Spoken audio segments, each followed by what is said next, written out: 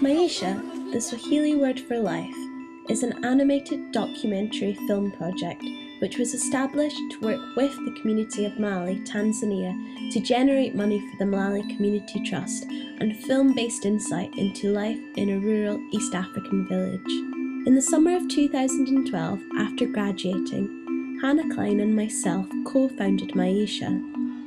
Hannah's background was in social anthropology, and so she provided the cultural and social link for the project, as she had visited Mali on multiple occasions, worked as the chairperson for the Mali Community Trust, and spoke a high level of Swahili. Whereas I provided the creative eye for the project. Having made short films and creative projects for the last 5 years, I had a strong desire to move on to working on something a little less self-indulgent, which could perhaps make a difference in the lives of others. Having sought out feedback from major cinemas and film shows, the future for Maisha seemed incredibly bright.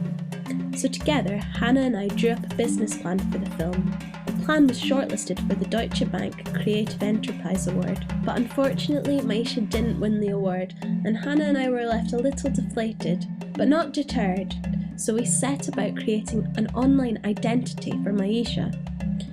We used this identity to promote crowdfunding pitches and advertise an array of fundraising events. With the help from our supportive friends and family, we slowly but surely raised the funds for the project, one open mic night, vintage sale and pancake breakfast at a time.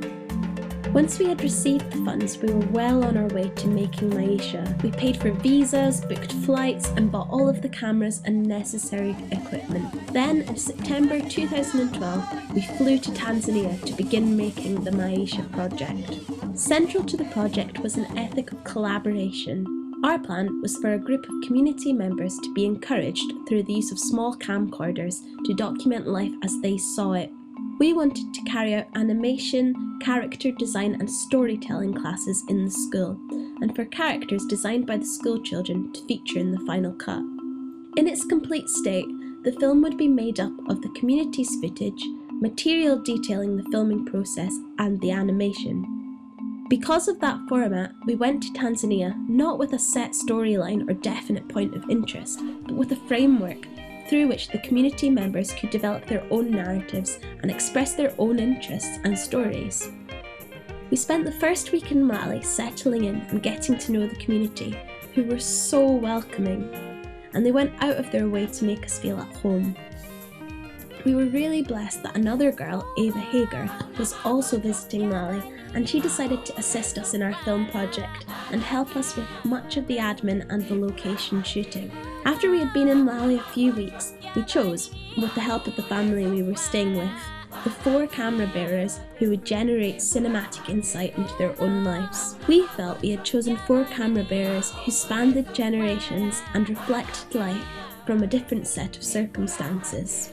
The first was Goodluck Amosi, a 10-year-old who was torn between a career as a pastor or as an engineer, but as his name suggests, was the top of every class and even head boy at the local school.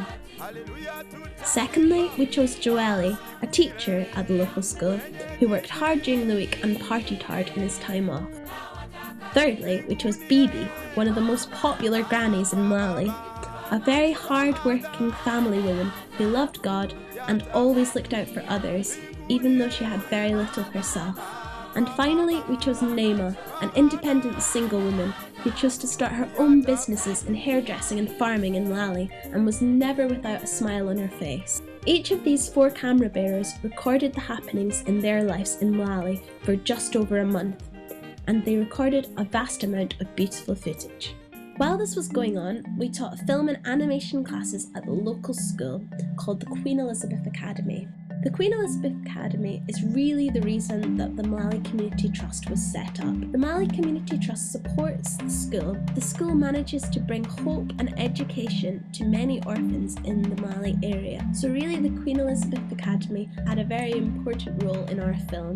The lessons we taught covered flipbook animation, storytelling, storyboarding and character design, until eventually the children at the class had written their own story about life in Mali, voting on their character designs and setting.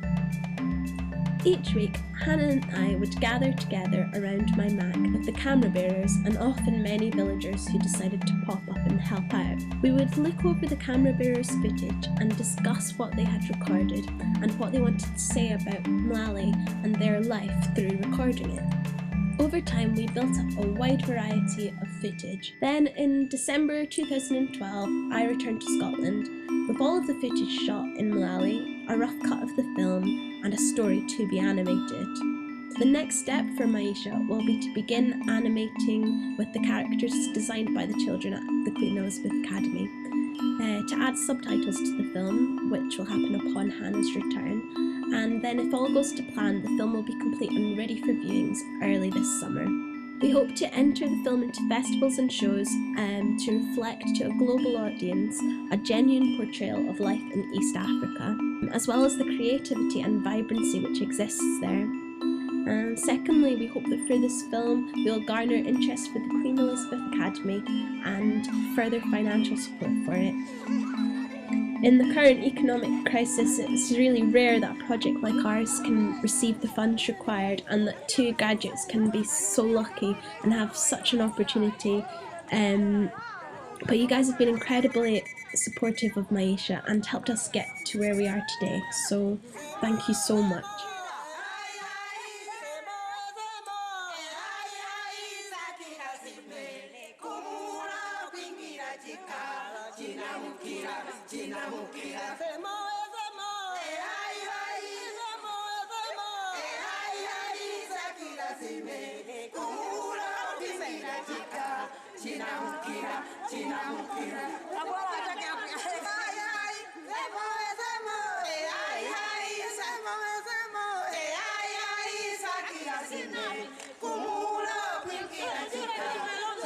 Kumula,